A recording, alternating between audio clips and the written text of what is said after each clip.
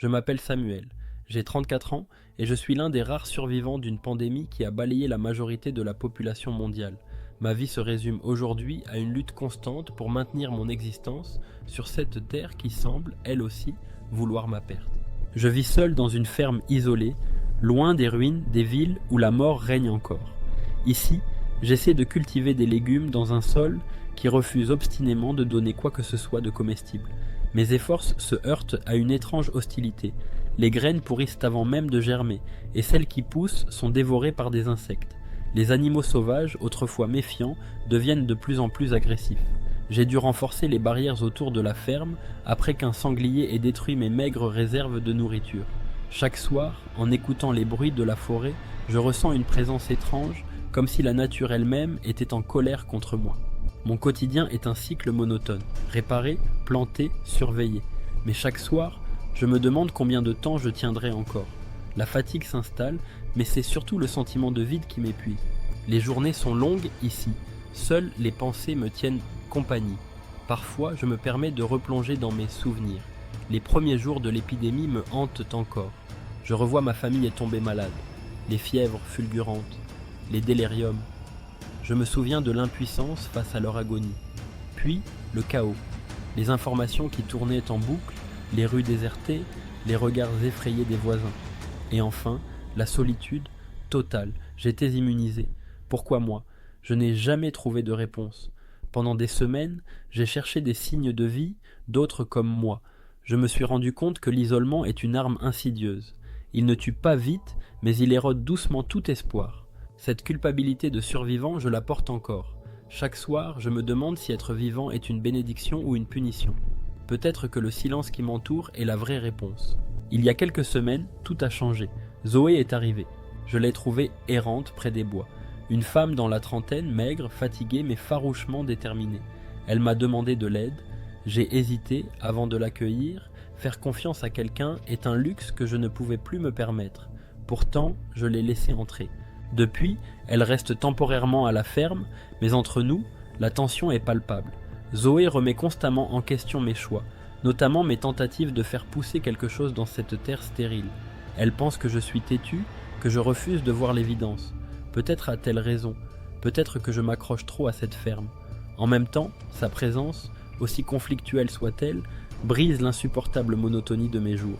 Rien ne pousse, pas une seule carotte, pas une pomme de terre digne de ce nom. Les réserves s'épuisent plus vite que je ne l'avais prévu. Zoé commence à perdre patience. Elle estime que nous ne pouvons pas rester ici et propose de partir chercher d'autres survivants ou une communauté. Je suis convaincu que le dehors est encore plus dangereux. Pourtant, au fond de moi, je sais qu'elle a raison. Rester ici, c'est signer notre perte. Chaque soir, je regarde les champs stériles et je me demande combien de temps encore je peux nier l'évidence. Je doute. Pas seulement de mes capacités à nous protéger, mais de ma volonté de continuer. Parfois, je me demande pourquoi je me bats encore. Pourtant, je ne peux pas m'arrêter. Je ne peux pas abandonner. Mais qu'est-ce que partir résoudra vraiment nos problèmes? Et si le dehors était pire? Zoé, elle, a toujours cette étincelle d'espoir. Elle croit qu'il existe un endroit, quelque part, où nous pourrions recommencer. Je ne suis pas sûr de partager sa foi. Pourtant, son optimisme est contagieux. Il réveille quelque chose en moi que j'avais presque oublié. L'idée que peut-être, juste peut-être, une vie meilleure est possible. La tension a monté hier soir. Zoé estime que je suis trop obstiné, que je refuse de voir les évidences. Elle m'a reproché mon immobilisme et insisté sur le fait que tout ici était mort. De mon côté, je lui ai rappelé les dangers de l'extérieur, les risques que j'ai déjà pris pour nous maintenir en vie. Nous avons fini par nous éloigner chacun de notre côté, les nerfs à vif. Mais cette dispute a fait germer une idée. Peut-être que sa manière de voir les choses n'est pas totalement dépourvue de sens. La nuit suivante, j'ai longuement réfléchi à ses arguments. Après cette confrontation, je n'ai pas trouvé le sommeil. Les souvenirs de mon enfance me sont revenus. Cette ferme, c'était le royaume de mon père. Il m'avait appris à planter, à respecter la terre, à attendre les récompenses de la patience et du travail. À l'époque, tout semblait si facile. La terre donnait sans compter. Je ne comprends pas pourquoi elle me rejette aujourd'hui. Pourquoi tout ce qui était si familier est devenu si hostile? Cette question me hante chaque jour un peu plus. Ce matin, j'ai pris une décision. Zoé a raison. Nous ne pouvons pas rester. Les plantes meurent et bientôt ce sera notre tour. Je lui ai annoncé que j'étais prêt à partir. Son soulagement était évident. Nous avons décidé de partir demain matin. Direction une ville voisine, en quête de ressources et peut-être d'autres survivants. C'est une idée terrifiante, mais je ne vois pas d'autre solution. La journée a été consacrée aux préparatifs. Nous avons réuni tout ce qui pourrait nous être utile. Des outils, un peu d'eau et les rares armes rudimentaires que j'avais accumulées au fil des mois. Zoé semble nerveuse mais étrangement optimiste.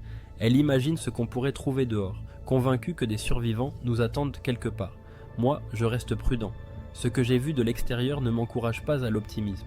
Alors que nous progressions dans la nature hostile, nous sommes tombés sur un homme solitaire. Il s'appelait Lucas. Ses habits étaient en lambeaux, mais son regard déterminé trahissait une habitude de survivre. Selon lui, il était au courant d'un lieu où des groupes de survivants auraient trouvé refuge, mais il préférait ne pas trop en dire pour le moment. Lucas avait un comportement imprévisible. Tantôt calme, tantôt nerveux, il semblait constamment à l'affût d'un danger invisible. Zoé était convaincue qu'il disait la vérité, mais moi, je restais sceptique. Il était impossible de savoir si ses intentions étaient honnêtes ou si ses propres intérêts passeraient avant notre sécurité. La première nuit avec Lucas dans notre groupe a été tendue. Pendant que nous tentions de dormir, des bruits étranges sont venus de la forêt environnante. Les animaux, qui semblaient autrefois éviter les humains, étaient devenus plus audacieux. Un groupe de coyotes a encerclé notre campement, leurs yeux brillants reflétant une férocité inhabituelle. Nous avons dû repousser plusieurs attaques avant de pouvoir nous réinstaller. Cette expérience a renforcé ma conviction que chaque pas hors de la ferme était une lutte pour notre survie. Lucas a montré une étonnante habileté dans la gestion de ses attaques. Bien qu'impressionné, je ne pouvais m'empêcher de m'interroger sur la manière dont il avait acquis ses compétences. Zoé, malgré une légère blessure lors de l'altercation, semblait optimiste quant à notre progression. Pour ma part, je commençais à me demander si ce voyage était une erreur. Au cours des jours suivants, Lucas a commencé à révéler des informations étranges sur le monde qui nous entourait. Selon lui, certaines zones étaient devenues toxiques à cause de la nature elle-même. Il parlait de plantes qui produisaient des substances nocives, de forêts qui semblaient repousser tout intrus. Je pouvais voir dans ses yeux qu'il croyait à ses propres paroles, mais cela ne rendait pas son discours moins perturbant. Zoé, bien qu'intéressée, semblait plus concentrée sur notre destination. Moi, je ne pouvais m'empêcher de douter. Si la nature était vraiment devenue notre ennemi, était-il possible de trouver un refuge sûr quelque part? Les tensions au sein du groupe augmentaient à mesure que nous avancions. Lucas était de plus en plus imprévisible et mes doutes sur sa fiabilité grandissaient. Zoé, quant à elle, tentait de maintenir l'unité entre nous, mais je voyais bien qu'elle commençait à perdre patience avec mes interrogations constantes sur Lucas et ses motivations. Chaque pas semblait nous rapprocher d'une confrontation inévitable, non seulement avec les dangers extérieurs, mais aussi entre nous. Conscients de l'urgence de notre situation, nous avons décidé de changer de cap et de suivre Lucas jusqu'à une serre abandonnée qu'il avait mentionnée. Selon lui, cette serre contenait des plantes étranges, mais potentiellement utiles. Bien que sceptique, je savais que nous n'avions pas d'autres options. Les ressources étaient à bout, et chaque jour passé sans solution rapprochait notre groupe du point de rupture. Une nuit, alors que Lucas dormait, Zoé et moi avons eu une discussion honnête. Elle m'a avoué qu'elle n'était pas sûre que notre voyage serait couronné de succès, mais qu'elle préférait continuer à essayer plutôt que de retourner à une vie d'attente inutile à la ferme. Ces mots m'ont rappelé à quel point elle était différente de moi. Pleine d'espoir, malgré tout, j'ai réalisé que c'était cet espoir qui nous maintenait en vie. Alors que nous progressions vers la serre, nous avons traversé un village en ruine. Dans une maison abandonnée, j'ai trouvé des traces de vie passée, des jouets d'enfants, des photos de famille, des vestiges d'un quotidien disparu.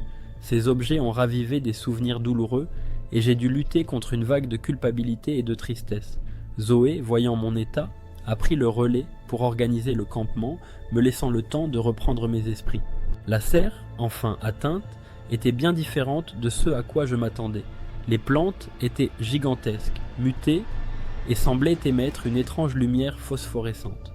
Alors que nous explorions prudemment les lieux, Lucas a été attaqué par une liane mouvante qui s'enroulait autour de lui comme un serpent. Nous avons réussi à le libérer, mais il était gravement blessé. Cette expérience a marqué un tournant.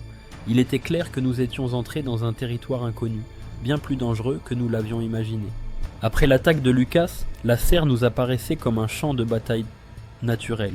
Les plantes mutées étaient devenues des prédateurs et chaque pas était une lutte contre la peur. Zoé et moi avons rassemblé notre courage pour explorer les lieux plus en profondeur, cherchant des graines intactes. Les plantes semblaient réagir à notre présence, certaines bougeant légèrement, d'autres libérant une fine poussière dans l'air. Je respirais difficilement, chaque inspiration étant un pari sur ma survie. Nous avons finalement trouvé un espace protégé contenant des graines étrangement intactes. Zoé les a collectées pendant que je montais la garde. Ces quelques graines représentaient notre meilleure chance de survie. Alors que nous faisions demi-tour, une énorme plante carnivore, silencieuse jusque-là, a émergé de l'ombre. Ses vignes se sont jetées sur nous. Lucas, dans un dernier acte de courage, a distrait la plante assez longtemps pour que nous puissions nous échapper. Sa blessure était trop grave et il n'a pas survécu à cette attaque. Ce sacrifice nous a sauvés, mais son absence a laissé un vide silencieux dans notre petit groupe. De retour à la ferme, nous étions épuisés. Chaque muscle de mon corps semblait protester, et Zoé était en état de choc après les événements de la serre. Pourtant, nous étions en vie, avec les graines qui pourraient signifier un renouveau pour nous. La première nuit de retour à la ferme a été marquée par le silence. Je pensais à Lucas, à son courage et à ce que nous lui devions. Zoé et moi avons échangé un regard, un simple signe que nous savions que chaque jour à venir serait un hommage à sa mémoire. Les jours suivants ont été consacrés à planifier l'utilisation des graines. Nous avons construit une petite serre improvisée, protégée contre les intempéries et les prédateurs.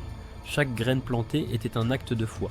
Pour la première fois depuis des mois, j'ai senti une étincelle d'espoir, une chance de voir quelque chose de vivant pousser sous mes yeux. Zoé semblait elle aussi changer. Son optimisme naturel était tempéré par une nouvelle résilience. Elle avait pris la responsabilité de surveiller la serre, vérifiant chaque jour les moindres signes de vie parmi les plantes. Avec le temps, nous avons établi des règles pour éviter de répéter les erreurs passées. Les barrières autour de la ferme ont été renforcées, et nous avons élaboré un système pour surveiller les environs. Zoé et moi avons décidé de travailler ensemble plutôt que de laisser nos différences nous diviser. Zoé envisageait de rester définitivement à la ferme. C'était un soulagement, une stabilité nouvelle dans un monde toujours incertain. Les graines ont commencé à germer. De petites pousses vertes ont fait leur apparition, apportant une couleur nouvelle à l'environnement morne de la ferme. Chaque jour, je me levais avec une raison de continuer. Ces pousses représentaient plus que de simples plantes. Elles étaient un symbole de renouveau. La ferme avait retrouvé un semblant de vie, et bien que les défis subsistaient, nous avions un but clair. Nous n'étions plus simplement en train de survivre, mais de construire quelque chose. Avec les ressources de la serre et les leçons apprises au cours de notre voyage, Zoé a proposé de cartographier les zones sûres et dangereuses. Cela pourrait aider d'autres survivants à éviter les erreurs que nous avions commises. L'idée de reconstruire un réseau humain semblait encore lointaine, mais elle n'était plus impossible. Nous avions prouvé qu'il était possible de reprendre le contrôle sur notre destin un petit pas à la fois. Un matin, alors que le soleil se levait, j'ai planté symboliquement une graine dans un pot. C'était une petite action, mais pour moi, elle signifiait tout. Chaque goutte d'eau que j'y versais était une promesse, celle de ne jamais abandonner. Zoé se tenait à mes côtés, un sourire discret sur le visage. Ensemble, nous regardions le pot, comme si ce petit fragment de vie contenait la clé de notre avenir. Peu importaient les obstacles à venir, nous avions choisi de nous battre. Et cette fois, nous étions prêts à affronter tout ce que la nature pouvait encore nous réserver.